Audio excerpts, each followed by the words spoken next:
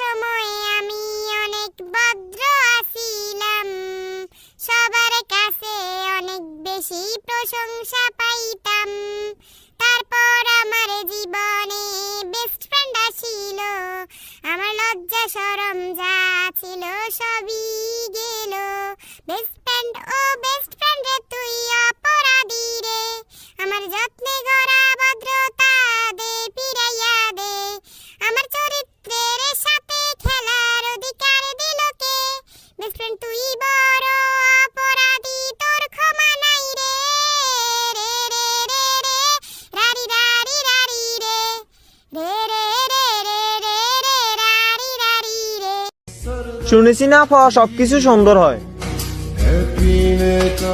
তার মানে আমার বউ অনেক সুন্দর হবে। हाय हाय